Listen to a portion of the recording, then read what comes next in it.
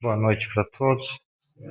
Então vamos achar uma posição confortável na cadeira. Aquele que quiser fechar os olhos, que assim o faça. Senhor Jesus, Espíritos de paz, Espíritos de luz, agradecemos por aqui estarmos. Pedimos, Senhor, sua permissão para o novo aprender, que suas energias benéficas possam estar irradiando em todos nós, que essas energias também cheguem a todos aqueles que amamos e aqueles que não estão, e também chegue àqueles a que não gostamos, que às vezes até odiamos, que sua paz e sua luz possa estar conosco, no hoje e no sempre, que assim seja. Bom, então vamos lá, pessoal. Eu costumo dizer que todo computador, toda coisa de informática tem um obsessor junto. E ele veio nesse aqui também. Não quis fazer dois vídeos que a gente ia passar, mas tudo bem. Vamos no gogó. O que a gente fala de espíritas instruívos? O que está lá?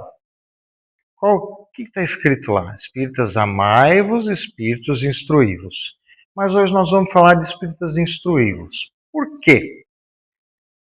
Esse tema me foi pedido há um tempo atrás, porque existe muito folclore em cima do que é o espiritismo, né? Muita gente acha que espiritismo é o capeta se pronunciando, é não sei o que lá. E não é isso, né? O espiritismo a gente sabe que é o estudo aprofundado do evangelho, só que nós sabemos que não se morre, não fica se esperando a ressurreição, né? Todo espírito, ele tem as suas passagens. Então, essa é uma grande diferença. Então, no Espiritismo, nós estudamos o Evangelho, nós estudamos Jesus, nós conhecemos todas as passagens das outras religiões. Só que nós temos o entendimento de que a vida não para. A gente não fica esperando, né, a ressurreição. Nós vamos evoluindo. E quando a gente fala disso, esse era o vídeo que eu ia passar de uma oração bem diferente, né? Em que ele mostra várias coisas, igrejas, templos e várias outras coisas. Mas não tem problema. Onde ele fala que a oração está no coração, né? Não adianta a gente repetir palavras pensando na cerveja que está na geladeira, né? Repetir palavras pensando no boleto, né? Ele fala da oração sincera, daquela oração em que nós nos ligamos a Deus. Mas não tem problema, outro dia a gente vai passar. Aí, então a gente começa a falar sobre isso. Quem sabe quem é esse rapaz? Emmanuel, muito bem, né? E lá, Emmanuel fala sobre as horas de inquietação, aquela hora em que a gente fica nervoso, em que a gente fica perdido. Então, ele fala assim, nas horas de inquietação e de incerteza que sempre virão. Resoluções a tomar, encargos por assumir, opiniões a fornecer e provas a enfrentar, solicitam meditação, se nos propomos a atuar com discernimento. Quem consegue definir para mim discernimento? Vamos? Quando a gente raciocina, que a gente pega uma direção ou outra, a gente está discernindo para onde a gente vai. Mas se a gente consegue para uma direção ou outra, seja na resposta, seja num caminho em alguma coisa, é porque nós conhecemos algo. Nós temos alguma direção. E como que a gente consegue ter dentro da gente alguma coisa? Conhecendo, buscando, se instruindo, não é? Então, espíritas, instruí-vos. Aquela hora da sua decisão, se você tem um conhecimento prévio, é mais fácil. Na Casa do Caminho, acho que eu já falei aqui algumas vezes, tem um espírito amigo que toda terça-feira, isso já faz 18 anos, toda terça-feira traz uma mensagem sobre o Evangelho no Lar. E no final ela assina: Irmã B em campanha pelo Evangelho no Lar. O que é o Evangelho no Lar? Quem não souber, tenho certeza que pode perguntar para qualquer trabalhador da casa que eles terão o máximo prazer em explicar. O Evangelho no Lar é aquele momento em que nós estamos orando e lendo, né? Geralmente no Evangelho do Lar se lê alguma coisa. O Evangelho, Livro dos Espíritos, alguma obra, tanto faz. O que é isso? É aumentar o conhecimento. Se nós aumentamos o conhecimento, nós temos mais oportunidade a discernir para uma coisa ou para outra. Manuel. Manuel é um espírito que nos acompanha desde o Jesus Nazareno, isso em 2002. Uma vez na Casa do Caminho também, o pessoal estava todo reunido, né? E veio uma psicografia para uma pessoa que lá estava. E eu aproveitei e roubei essa frase. E nessa psicografia, Manuel, esse espírito amigo, diz: Irmãos, na data e situação em que vivem, aproveitem o orai e vigiai, no sentido de vigiai e orai. Por que isso? Vigiai e orai. Se a gente percebe alguma coisa, a gente pode fazer uma oração pedindo ajuda, certo? Se a gente percebe alguma coisa, a gente pode fazer uma oração pedindo ajuda. Mas, se a gente tem um conhecimento prévio, a gente percebe mais facilmente. Se a gente tem um conhecimento prévio, um estudo prévio, a gente consegue fazer uma oração diferenciada, né? A gente não precisa buscar palavras repetidas. Se a gente tem aquela nossa ligação com Deus, as palavras surgem da onde? Do coração, não é?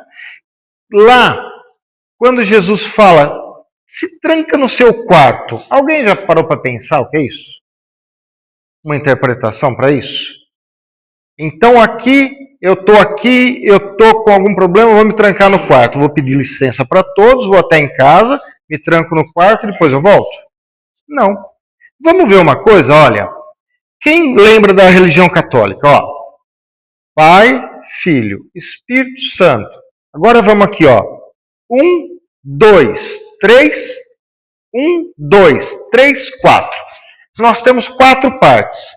Se a gente se separar, se a gente se trancar em uma parte dessas 4, no quarto do coração, será que a gente não se liga mais a Deus facilmente? Se nós temos 4 partes divididas e nós nos trancamos no quarto, na quarta parte, onde está o coração, onde está a pureza e onde está a nossa ligação com Deus, tudo fica muito mais fácil, não é? Mas para isso o que a gente precisa? A gente precisa conhecimento. É a mesma história do cara que joga ioiô. Se eu pegar um ioiô para jogar, ele não vai subir. Eu não sei fazer direito aquilo. Mas se eu começar a fazer aquilo 1, 2, 3, 4, 10 vezes, eu vou fazer. Então, quando a gente começa a pesquisar, quando a gente começa a tentar se ligar com Deus, é a mesma coisa. Na primeira vez, eu não consigo me concentrar, mas depois vai. Devagarzinho a gente se liga com Deus facilmente. E essa oração surge facilmente. Para isso, nós estamos nos instruindo. Nos instruindo de que jeito? Nós estamos procurando a concentração, a meditação. Martins Peralva. Tem algum aluno de Coen meu aqui? Não, né? Martins Peralva, ele escreveu um livrinho,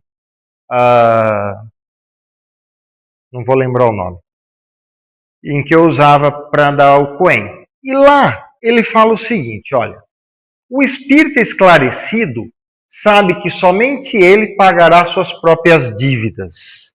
O que é isso?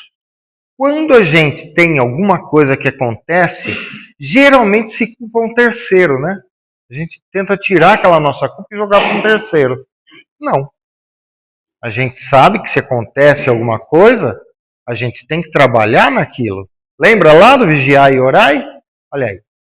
O outro, o espírito esclarecido, homem ou mulher, aprende a renunciar em benefício da sua paz e do seu reajuste. Renunciar no quê? Meu pai tinha uma frase célebre. Ele falava assim: é melhor um acordo ruim do que uma boa briga.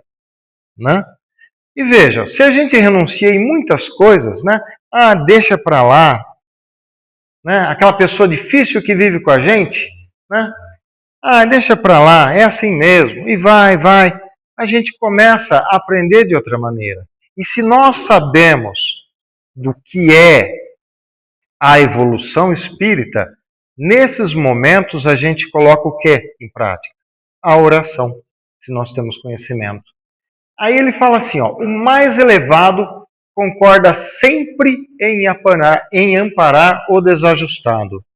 Aquele que sabe tem uma vantagem de saber amparar alguém. Aquele que está em agonia. Muitas vezes, o nosso ouvido serve para acalmar uma pessoa. A gente nem precisa falar nada, só escutar. Essa pessoa muitas vezes se acalma. Mas para isso, o que a gente precisa?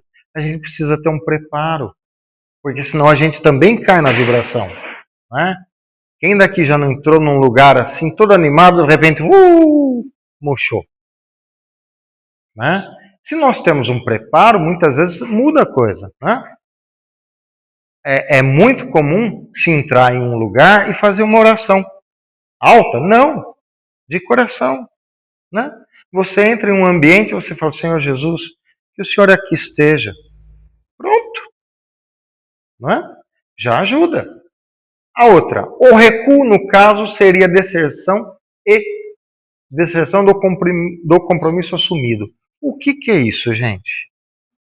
Se eu me recusar a qualquer coisa que acontece, se eu jogar essa culpa para um terceiro, se eu tentar fugir, o que eu estou fazendo? Eu estou abandonando. É uma espécie de suicídio do momento. Né? Eu estou desistindo de aprender a evoluir. Né?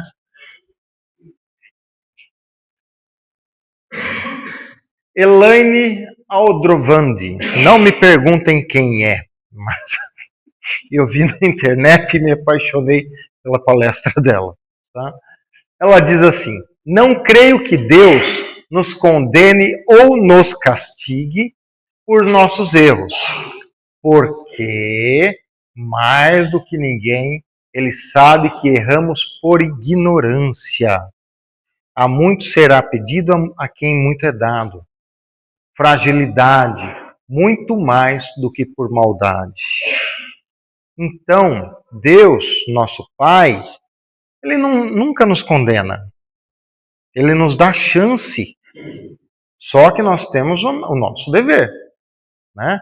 Nosso dever de evoluir como filho. Certo? A mesma coisa para aquela pessoa que vai fazer uma prova. Eu rezei a noite inteira, mas não estudou nada. O que adianta? Né? Agora, se a pessoa estudou e rezou, ela pode conseguir a calma, né? E fazer a prova. A outra, arrepender-se significa mudar de comportamento. Quem lembra? Como se conhece um espírita? Ninguém lembra? Pela sua mudança moral. Não é? Não está lá? No Livro dos Espíritos? Tá? Eu acho que está aqui em algum slide. Então, arrepender-se significa mudar de comportamento. Mas como que a gente muda de comportamento? Conhecendo qual é o comportamento mais apropriado. Não é? Conhecendo como se comportar. Conhecendo como ajudar. Quantas e quantas vezes não vem uma pessoa apavorada para a gente? E às vezes só num sorriso, só num abraço. Chico falava isso, né? Ah, é tão fácil abraçar aquela pessoa que está lá. Daqui. Que jeito que eu abraço? Faço uma oração. Né? Dor versus amor. Pedagogos me perdoem pela pronúncia. Jean Piaget, Henri Vallon e Levi alguma coisa. Vygotsky, sei lá eu. Famosos autores na área da educação concederam à afetividade uma elevada relevância no processo pedagógico, no processo de aprendizado. A mansidão, o carinho, não é? Será que se nós formos revoltados, usarmos do tom alto, no imperativo, será que nós vamos ajudar alguém a aprender? Ou será que se nós formos mansos nas palavras, nas atitudes, mostrando exemplos bons, nós vamos ensinar? Vamos, não vamos? Mas como que a gente vai fazer isso se a gente não sabe? Aí é que está. Instruí-vos. Né? Lá no Evangelho tem tudo. No Livro dos Espíritos também. O Espírito de Verdade, Paris, 1861. Evangelho segundo o Espiritismo, capítulo 6. Eu vos digo em verdade, aqueles que carregam seus fardos e que assistem aos seus irmãos são meus bens amados. Instruí-vos na preciosa doutrina espírita que acaba com o erro das vossas revoltas e que vos ensina o objetivo sublime da provação humana. No Espiritismo, será que a gente não vê muita coisa do que está acontecendo na nossa vida? Será que a gente não vê o famoso aqui se planta, aqui se colhe? Será que a gente não percebe a ação e a reação? Mas de onde vem isso? Instruí-vos para acabar com o erro, né? Erra uma vez, erra duas, mas se aprender não erra a terceira. Não é isso? Mudando o comportamento, aumentando o conhecimento. Capítulo 20. Evangelho segundo o Espiritismo. Os trabalhadores da última hora. Gente, vou tomar um golinho de água porque minha garganta secou.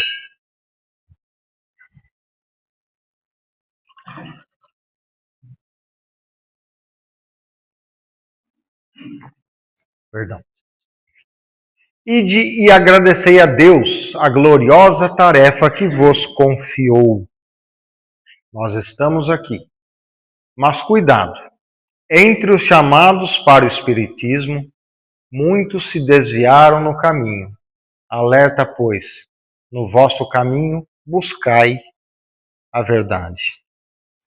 Como que a gente busca a verdade? Se instruindo, né? Quem conhece um pouquinho sobre o trabalho mediúnico sabe. Não é necessário você confiar em todo espírito que fala, não. Tá? Tem muita coisa, né? Isso é trabalhado dentro da mediunidade. Tem animismo, tem um monte de coisa, né? Mas buscai a verdade. Onde que está a verdade? No Evangelho, né? Só no nosso Evangelho? Não na Bíblia. Pode ler, pode estudar. Qual que é o problema? Né?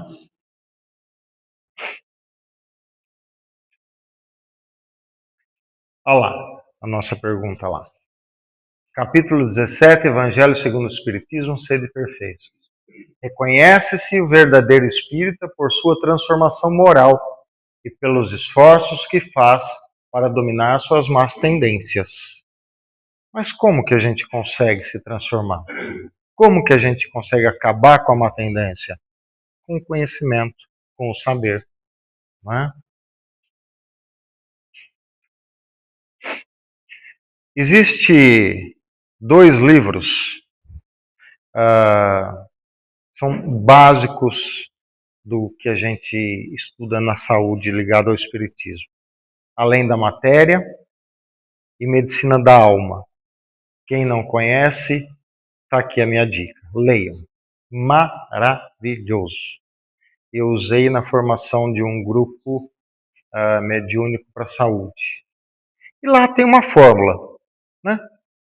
E igual a V vezes S. Ah, meu pai do céu, o que será que é isso? Energia é igual a vontade vezes o seu sentimento. Olha que interessante.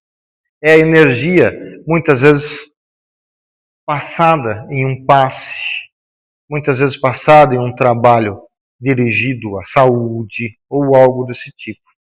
Se nós temos a vontade, se nós temos o sentimento puro, nós temos uma energia para aquilo.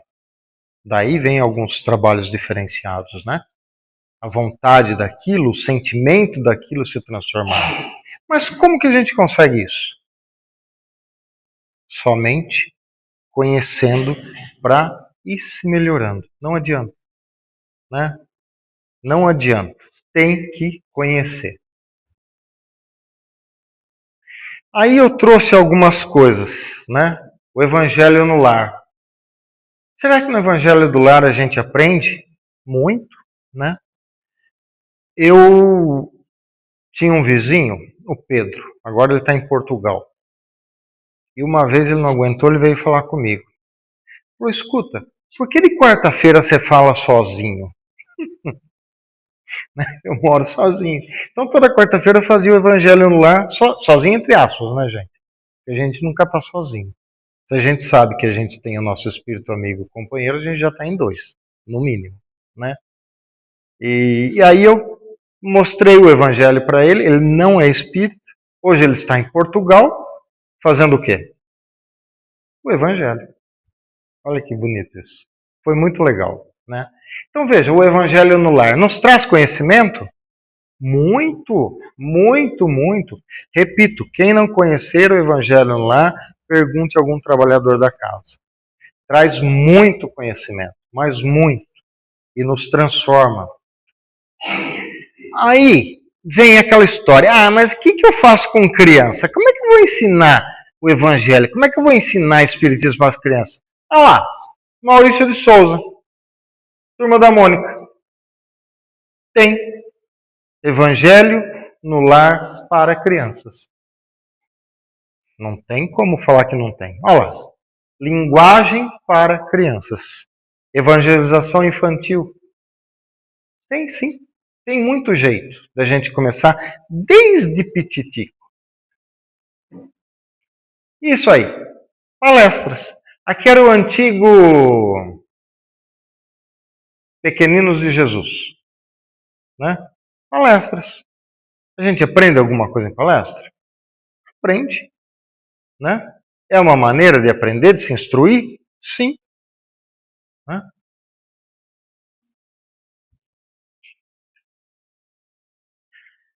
Aí eu fui procurar na internet se existe alguma maneira da gente aprender as obras de André Luiz. André Luiz, o espírito que eu chamo do o repórter espiritual. Né? Tem livro, inclusive em PDF gratuito. Não tenho dinheiro para comprar, mas tem para baixar. E hoje, gente, existe muito audiolivro e também existe muito vídeo explicando sobre algumas obras. É muito interessante. As obras básicas, essas são extremamente recomendadas, né? Começa lá no Evangelho, Livro dos Médiuns, Livro dos Espíritos, O Céu e o Inferno, a Gênese, por aí vai. Tem também para baixar na internet. Quem não puder comprar, tem também para baixar. Fora que qualquer centro tem uma biblioteca, né?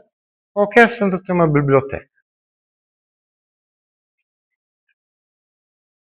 Aí estão aqueles 2 livros que eu falei, Medicina da Alma e Além da Matéria. Recomendo muito, mas muito. Medicina da Alma é bem gostoso. Além da Matéria já entra algumas coisas mais difíceis, começa a falar de chakra, um monte de coisa desse tipo. Mas é o tipo de coisa, não precisa ter pressa, né? E leia uma página por dia. Memórias de um Suicida. Esse o pessoal adora, fica curioso, né? Um livro maravilhoso. Porém, para quem está iniciando no Espiritismo, deixa ele um pouquinho depois, né? Saiba algumas coisas antes, principalmente das obras básicas, depois pode ir. E tem em audiolivro, tá? Quem quiser também tem em audiolivro gratuito pela internet. Feira do Livro Espírita, isso daí é bem antigo, isso daí é a 40ª, tá lá em 2017. Feira do Livro Espírita, maravilhosa, monitores auxiliando a falar, olha, esse livro é melhor que esse, entre aspas, para o seu conhecimento, melhor, né? Esse livro tem uma linguagem um pouco mais simples do que aquele. Você conhece alguma coisa, não conhece? Então comece por esse livro. Maravilhoso. Várias cidades têm, né?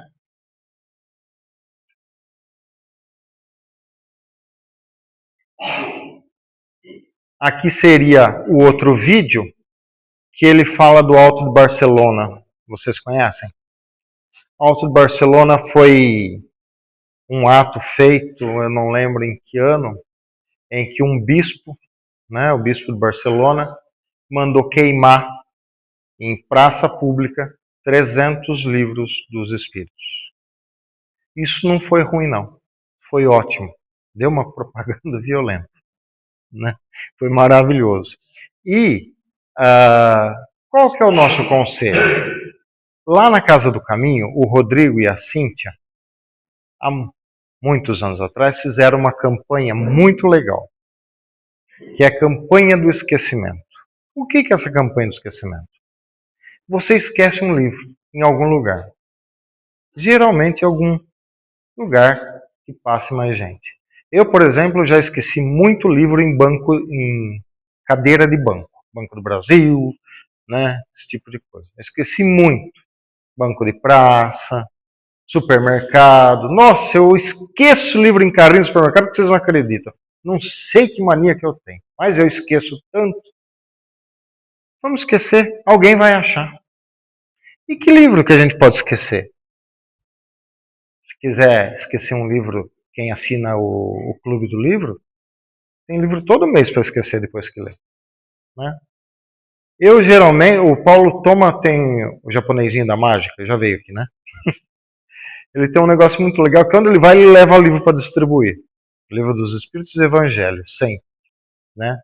Eu gosto muito de esquecer o Livro dos Espíritos, né? Até tem uma campanha que eu fazia no Coen, não dava prova, chamada oral, TCC, nada disso. Mas eu dava um conselho.